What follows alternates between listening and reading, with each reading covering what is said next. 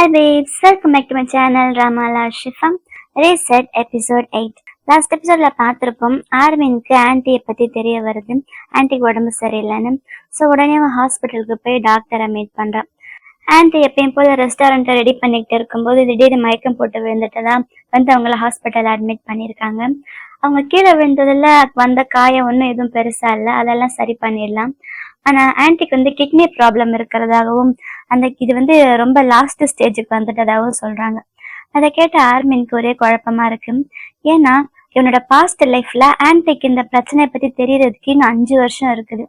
ஆனால் எப்போ இவனோட லைஃப் ரீசெட் ஆச்சோ அப்போ இருந்து எல்லாமே ரொம்ப ஸ்பீடாக போகிற மாதிரி இருக்கு. அப்போ அவனுக்கு அந்த பாஸ்ட் லைஃப் ஞாபகம் வருது. அப்போ இதே மாதிரி ஆன்ட்டிக்கு உடம்பு சரியில்லாமல் போக அவங்கள ஹாஸ்பிட்டல் அட்மிட் பண்ணியிருப்பாங்க.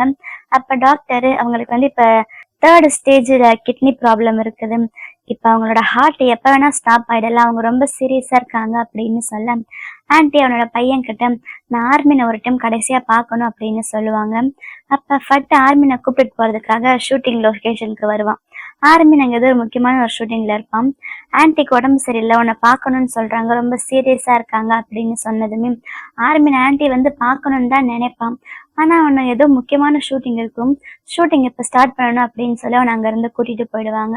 வேற வழி இல்லாமல் அவனை ஷூட்டிங் எல்லாம் முடிச்சுட்டு ஆன்ட்டியை பார்க்கறதுக்கு வருவான். ஆனால் அங்கே வரதுக்குள்ள ஆன்ட்டி அங்கே இறந்து போயிட்டு இருப்பாங்க. அப்போ ஃபட்டுக்கு ஆன்ட்டி மேலே ரொம்பவே கோபம் வரும். இதுதான் பாஸ்ட் லைஃப்ல நடந்திருக்கும், ஆனா இந்த லைஃப்ல நான் கண்டிப்பா அந்த மாதிரி நடக்க விட மாட்டேன் அப்படின்னு ஆன்ட்டியை பாக்குறதுக்கு ஆர்மின் முன்னாடியே வந்துடுறான். அவனால முடிஞ்ச அளவுக்கு ஆன்ட்டி கூட டைம் ஸ்பெண்ட் பண்றான், ஆன்ட்டிக்கு நிறைய ஹெல்ப் பண்றான். அப்புறம் அடுத்த நாள் அவன் ஷூட்டிங்க்கு போறான். ஆக்சுவலா இவனும் ரென்னு சேர்ந்து தானே மூவி ஆக்ட் பண்றதா இருந்துச்சு. ஆனா ரென் பண்ண பிரச்சனையில அவன் அந்த மூவில இருந்து எடுத்துடுறாங்க. ஆனா இப்ப ஷூட்டிங் மறுபடியும் கண்டினியூ பண்ண போறதா சொல்றாங்க. அப்ப ஆர்மின் கேக்குறான், அதுக்குள்ள ஷூட்டிங் கண்டினியூ பண்ண போறீங்களா, அப்படின்னா ரென்னுக்கு பதிலா புது ஆக்டர் கிடைச்சாச்சா அப்படின்னு கேட்க அங்க தியூவும் நரின்னு வராங்க. அதாவது அந்த மூவில ரென்னுடைய அந்த கேரக்டரை பண்ண போறது நரி. அதை பார்த்த ஆர்மினுக்கு ரொம்பவே ஆச்சரியமா இருக்குது. அப்ப தியூ வந்து இவங்கிட்ட பேசுறான், என்ன எங்களை பார்த்ததுன்னு ரொம்ப ஆச்சரியப்படுற, பரவாயில்ல, இந்த இண்டஸ்ட்ரியை பொறுத்த வரைக்கும் யார் வேணா ரொம்ப சீக்கிரமா மேல போகலாம், அதே நேரம் அதே வேகத்துல கீழே வந்துடலாம். இப்பயே ஒண்ணு கேட்டு போகல, நீ எப்ப வேணா வீனஸ்க்கு ரிட்டர்ன் வந்துடும், உனக்காக நாங்க எப்பயுமே காத்துக்கிட்டு இருப்போம் அப்படின்னு நக்கலா சொல்றான். இந்த விஷயம் டாடாக்கு தெரியுது. டாடா வெயினை கிட்ட எதுக்கு நரின் அந்த கேரக்டர்ல போட்டாங்க, நரின் அந்த கேரக்டர் இருந்து எடுக்க சொல்லுங்க அப்படின்னு சொல்றான். அதுக்கு வெயினை சொல்றான், இல்ல சார், இப்படி கடைசி நிமிஷத்துல போய் ஆளை மாத்த முடியாது, அது மட்டும் இல்ல நரின் இந்த கேரக்டர் கொண்டு வர்றதுக்காக டியூ போய் அந்த ஸ்பான்சர் கிட்ட எல்லாம் பேசியிருக்கான்.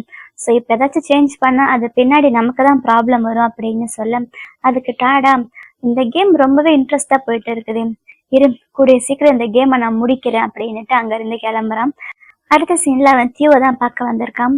தியூ கிட்ட என்னை பத்தி ஆர்மினை பத்தியும் சும்மா இந்த நியூஸ் ஸ்ப்ரெட் பண்ற வேலையெல்லாம் வச்சுக்காத, எனக்கு தெரியும் இதெல்லாம் நீ தான் பண்றன்னு, இதே மாதிரி பண்ணிக்கிட்டு இருந்த இதெல்லாம் உனக்கு நல்லது கிடையாது, இதால நிறைய பிரச்சனை வரும், கிரவுனு வீனஸ் 2 பேருக்குமே ரொம்ப பிரச்சனை வரும் அப்படின்னு சொல்ல இதுக்கு மேலலாம் நான் சும்மா இருக்க முடியாது, நான் ஒரு முடிவோட தான் இருக்கேன், நான் என்ன பண்றேன் பாரு, இதனால கிரவுனுக்கும் வீனஸ்க்கும் பிரச்சனை வரும் தானே சொன்னேன், வீனஸ்க்கெல்லாம் எந்த பிரச்சனையும் வராது, நான் வீனஸ் எப்படியாச்சும் நம்பர் 1 கூட்டிட்டு வந்துடுவேன், இதனால உனக்கு பிரச்சனை எல்லாம் கிரவுனுக்கு தான் வரப்போகுது பாரு அப்படின்னு அவனும் ரொம்ப திமிரா பேசுறான்.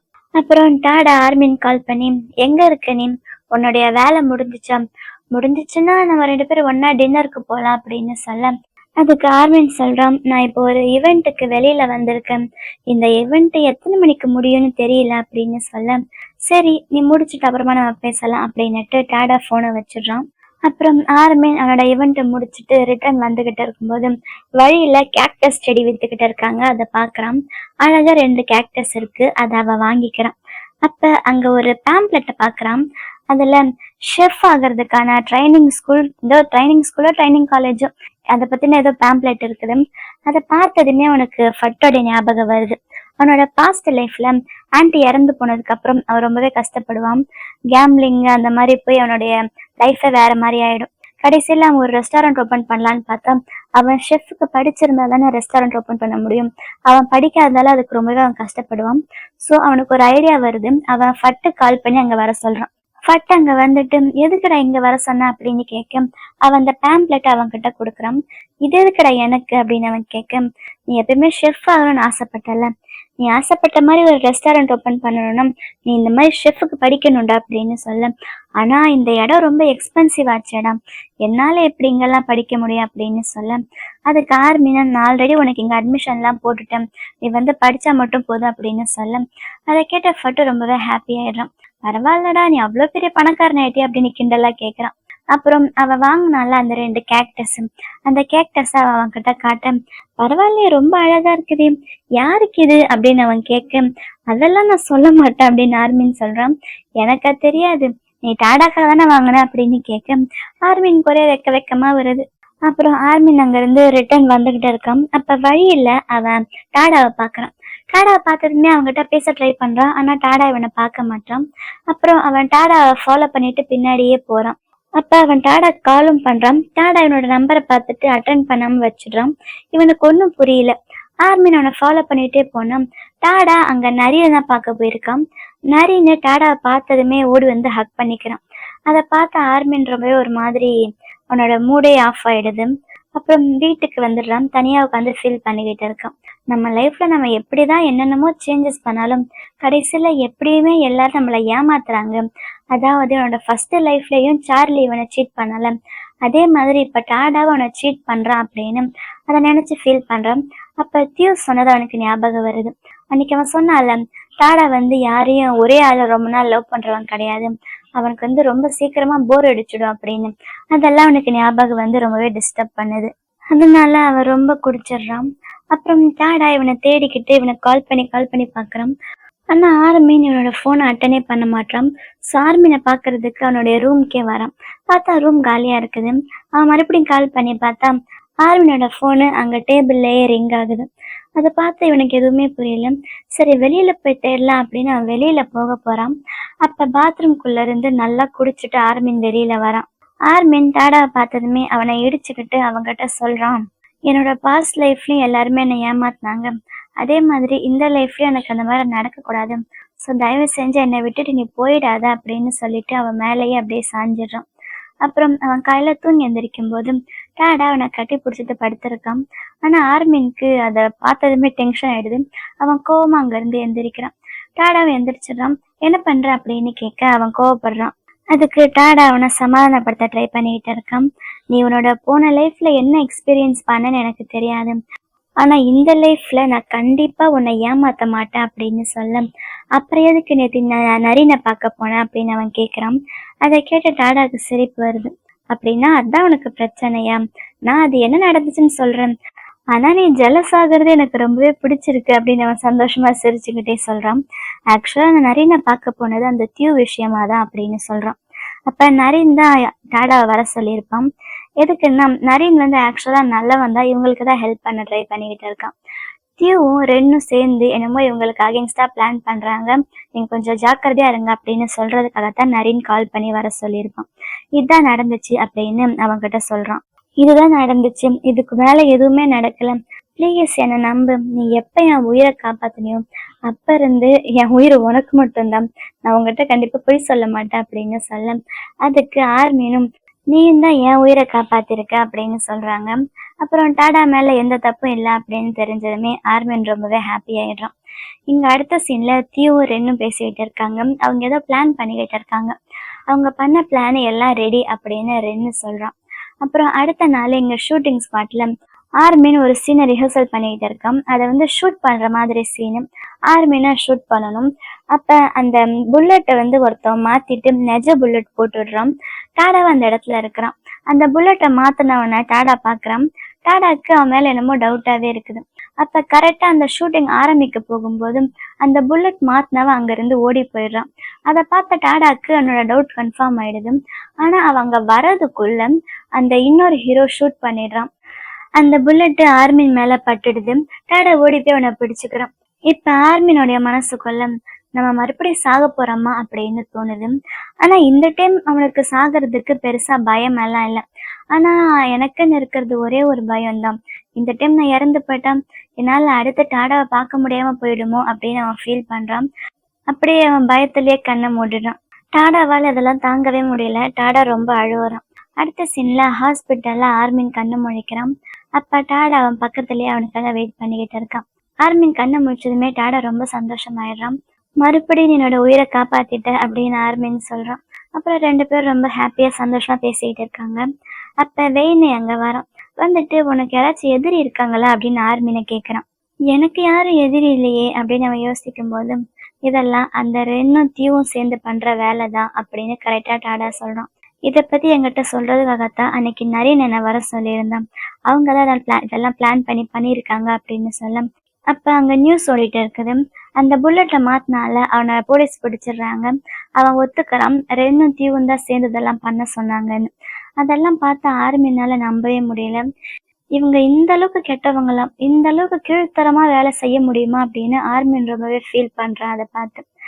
அப்புறம் ரென் தீவுக்கு கால் பண்ணி, நீ தானே பண்ண சொன்ன, இப்ப பாரு நம்ம 2 பேரும் மாட்டிட்டோம், என்ன பண்றது அப்படின்னு பேசிக்கிட்டு இருக்காங்க. அப்புறம் அந்த இடத்த விட்டு எஸ்கேப் ஆயிடலாம் அப்படின்னு ரென் அங்கிருந்து கீழே இறங்குறான். கீழே போலீஸ் வந்துடுறாங்க. போலீஸ் கிட்ட இருந்து தப்பிச்சு அவன் எப்படியோ வேற ஒரு வழியா வெளியில வந்துடுறான். அப்ப ரென்னு தியூ 2 பேருமே தப்பிக்கிறதுக்காக ஒரு ரவுடி கிட்ட போறாங்க. ரவுடியா என்னன்னு தெரியல, ஆனா அவ இவங்ககிட்ட நிறைய காசு கேக்குறான். என்ன எங்களை ஏமாத்த பாக்குறியா, இவ்வளவு காசு கேக்குற அப்படின்னு தியூ சொல்ல, வேற என்ன பண்றது, நீங்க 2 பேருமே ஒருத்தரை கொலை பண்றதுக்கு ட்ரை பண்ணிருக்கீங்க, நீங்க 2 பேரும் மாட்டினா உங்களுக்கு பெயில் கூட கிடைக்காது, ஸோ இது ரொம்ப ரிஸ்கான வேலை, காசு நிறைய வேணும் அப்படின்னு சொல்ல, ரென்னு அவனுக்கு தேவையான அமௌண்ட்டை கொடுத்துட்டு அவன் போய் கார்ல ஏறி உட்காந்துக்கிறான். அதை பார்த்த தியூ, என்ன உனக்கு மட்டும் காசு கொடுத்து இப்ப நான் என்ன பண்றது அப்படின்னு கேட்கிறான். அது நீ தான் பாத்துக்கணும், ஏற்கனவே ஒன்னால என்னுடைய அம்மா என்னோட பிசினஸ்க்கே பிரச்சனை, இப்ப நம்ம என்ன பேசணும், வெறும் அவனை மிரட்டலான்னு தானே பேசணும், உன்னை யாரு நிஜமாவே புல்லட்டை மாத்தி வைக்க சொன்னது அப்படின்னு சொல்ல, வேற வழி இல்லாம தீவும் அவனோட காசு கொடுத்துட்டு அந்த கார்ல ஏறி போய் உட்காந்துக்கிறான். அவங்க 2 பேரும் அந்த ஊரை விட்டு எஸ்கேப் ஆகி போயிடுறாங்க. இதுக்கப்புறம் இப்ப 6 மாசம் ஆயிடுச்சு. இப்பயும் அந்த தீவை பத்தி ரென்னை பத்தி எந்த நியூஸுமே இல்லை. யாருக்குமே அவங்க எங்க இருக்காங்கன்னு தெரியல. டாடாவும் ஆர்மினும் பேசிக்கிட்டு இருக்காங்க. அப்ப டாடா ஆர்மினுக்கு அடிபட்டுச்சுல, அந்த இடத்த டச் பண்ணிட்டு இப்பயும் வலிக்குதா அப்படின்னு கேட்க ஆர்மின் இல்லைன்னு சொல்றான். இப்ப டாடா அவனுடைய ஒர்க் ஷெடியூல் எல்லாம் ஆர்மினுக்கு ஏற்ற மாதிரி மாத்திடுறான். அதாவது ஆர்மினுக்கு எந்த பாதிப்பும் வரக்கூடாது, எப்பயுமே அவன் பக்கத்திலே இருந்து பார்த்துக்கணும் அப்படின்றதுக்காக ஆர்மினுடைய ஷெடியூலுக்கு ஏற்ற மாதிரி இவனோட ஷெடியூல்லாம் சேஞ்ச் பண்ணிட்டு அவன் கூடவே இருக்கிறான். அப்ப ஆர்மின் அவனை கிண்டல் பண்ற மாதிரி பக்கத்துல என் கூடவே இருக்கணுமா, இவ்வளோவா இல்ல இவ்வளவா அப்படின்னு அவன் பக்கத்துல அவனை வேணுமுனே வெறுப்பேத்துறான். அதுக்கு டாடா சொல்றான், நீ ஃபர்ஸ்ட் எனக்கு 3 விஷயம் கொடுத்தல, அதுல அந்த செகண்ட் விஷயம் இன்னும் வேலிடா இருக்கு அப்படின்னு கேட்க, அதை நான் உனக்கு கொடுத்த விஷயம் அது லைஃப் டைம் ஃபுல்லா உனக்கு வேலிடா இருக்கும் அப்படின்னு சொல்ல, அப்படின்னா என்னோட விஷயம் இப்ப நான் உனக்கு கிஸ் பண்ணணும் அப்படின்னு 2 பேரும் கிஸ் பண்ண வராங்க. அப்ப கரெக்டா வேணி அங்க வரான். ஆர்மின் உங்களுக்கு இப்ப ஷூட்டிங் ஆரம்பிக்க போகுது, ஜனின் உங்களை கூட்டிட்டு வர சொன்னாங்க அப்படின்னு சொல்ல, டாடா திரும்பி வேணையை பார்த்து முறைக்கிறான். உனக்கு இப்ப என்ன பண்ணணும்னு தெரியாதா அப்படின்னு சொல்றான். ஆனா அங்க ஒரு முக்கியமான கிஸ் சீன், ஆக்ஷன் சீன் எடுக்க போறாங்க அப்படின்னு வேணை வளர்றான். உனக்குதான் என்ன பண்ணணும்னு தெரியும்ல, போய் பாரு அப்படின்னு சொல்லிட்டு வெயினே அந்த இடத்த விட்டு நகரவே இல்லை. அதுக்குள்ள டாடா எங்க ஆர்மினை கிஸ் பண்ண ஆரம்பிச்சிடுறான். வெயினைக்கு ஒரே ஷாக்கு. வேற வழி இல்லாம அவன் திரும்பிட்டு ஜனின்க்கு கால் பண்ணி, இப்ப ஆர்மின் ஒரு முக்கியமான கிஸ்ஸின்னு ஒரு முக்கியமான வேலையா இருக்காரு, வந்துருவாரு அப்படின்னுட்டு போனை வைக்கிறான். அதுக்கப்புறம் இவங்க எல்லாரும் ஷூட்டிங் எடுக்கிற இடத்துக்கு வராங்க. ஆனா கூட அத்தனை பாடி கார்ட்ஸு இதெல்லாம் டாடா தான் ரெடி பண்ணியிருக்கான், ஆர்மினுக்கு எதுவும் ஆகக்கூடாதுன்னு. அப்ப டைரக்டர் அங்க வந்ததுமே கிண்டல் பண்றாரு. அதுக்கு டாடா டைரக்டரை பார்த்து முறைக்க, சும்மா விளையாட்டுக்கு தான்ப்பா சொன்னேன் அப்படின்னு கிண்டல் பண்றாரு. ஆனா ஆர்மினுக்கு இதெல்லாம் கொஞ்சம் அன்கம்ஃபர்டபுளா இருக்குது. என்னால எல்லாருக்கும் ரொம்ப டிஸ்டர்பன்ஸ் அப்படின்னு சொல்ல, இதுல டிஸ்டர்பன்ஸ் எல்லாம் எதுவும் கிடையாது, என்ன எல்லாருமே கொஞ்சம் பயப்படுவாங்க அவ்வளவுதான் அப்படின்னு சொல்றாங்க. ஆர்மினை ஷூட்டிங்க்கு ரெடி ஆகுறான்.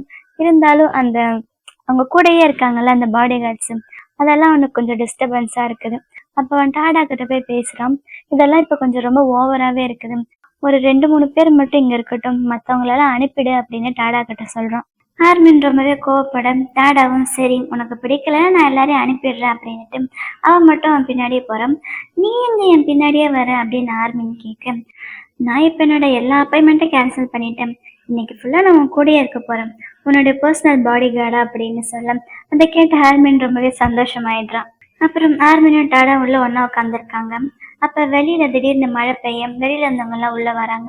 அப்ப நரீன் உள்ள வரான். நரீனை பார்த்ததுமே ஆர்மின்க்கு கொஞ்சம் அன்கம்ஃபர்டபுளா இருக்கு போல. அவன் அங்கிருந்து எந்திரிச்சு, நான் என்னுடைய சீனை ப்ராக்டிஸ் பண்ண போறேன், நீ என் கூட வரியா அப்படின்னு டாடாவை கூப்பிடும். டாடாவும் அவன் பின்னாடியே போறான். இதை பார்த்த நரீன் வெறும் ஒரு ஸ்மைல் மட்டும் பண்றான். அப்புறம் இங்க ஆர்மின் டாடா கூட சேர்ந்து அவனுடைய அடுத்த சீனை ரிஹர்சல் பண்ணிக்கிட்டு இருக்கான். அப்ப அதுல ஒரு கிஸ் சீன் வருது.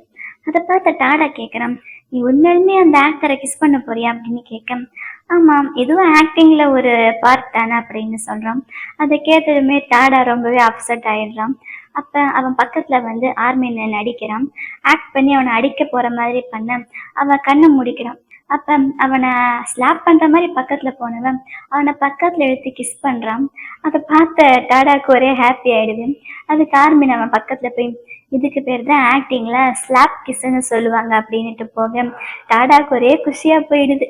அப்புறம் ஆர்மின் அவனோட சீன் ஆக்ட் பண்ண போறான். அவன் சீன் முடிச்சுட்டு அவன் நடந்து வரும்போது வழியில நரீனை பாக்குறான். நரீன் கிட்ட அவங்களுக்கு ஹெல்ப் பண்ணதுக்கு தேங்க்ஸ் சொல்ல, பரவாயில்ல, இன்னைக்குதான் நம்ம 2 பேரும் ஒன்னா சேர்ந்து கடைசியா ஷூட் பண்ண போறது, இதுக்கப்புறம் நம்ம மீட் பண்ணாம கூட போகலாம் அப்படின்னு சொல்றோம். எனக்கு தெரியும் உனக்கு டாடாவை பிடிச்சிருக்கு அப்படின்னு ஆர்மின் சொல்ல, ஆனா டாடாக்கு ஒன்னதானே பிடிச்சிருக்கு, நீ ஆசைப்படுற மாதிரி உன்னுடைய ட்ரூ லவ் உனக்கு கிடைக்கட்டும் அப்படின்னுட்டு 2 பேரும் அங்கிருந்து பேசிட்டு போயிடுறாங்க. அப்புறம் அடுத்த சீன்ல ஷூட்டிங் நடக்கும்போது ஏதோ ஸ்கிரிப்ட் என்னமோ கீழே விழுது. அதை ஆர்மின் எடுக்க போக அங்க இன்னொருத்தவனும் வந்து ஹெல்ப் பண்றதுக்கு வரான். அந்த இன்னொருத்தன் பாக்குறதுக்கு அன்னைக்கு அங்க புல்லட் சேஞ்ச் பண்ணால லைட்டா அவன மாதிரியே இருக்கான். அதை பார்த்த டாடா ரொம்பவே பயந்துட்டு நடுவில் போய் ஆர்மினை காப்பாத்த ட்ரை பண்றான். ஆனா அவன் வந்து வெறும் அங்க ஒர்க் பண்ற ஒருத்தவன் தான். ஸோ ஆர்மினுக்கு ஒரு மாதிரி ஆயிடுது. அவன் டாடாவை தனியா எழுதிட்டு வந்துட்டு, என்ன பண்ற, நீ எதுக்காக இந்த மாதிரிலாம் பண்ணிக்கிட்டு இருக்க, தயவு செஞ்சு இந்த மாதிரிலாம் பண்ணாத அப்படின்னு சொல்றான். ஆனா டாடா அவன் பேச்சு கேட்க மாட்டான். உன்னோட சேஃப்டிக்காக நான் என்ன வேணா பண்ணுவேன் அப்படின்னு சொல்ல ஆர்மின் அவனை செல்லமா கோச்சுக்கிட்டு சண்டை போட்டுக்கிட்டு இருக்கான்.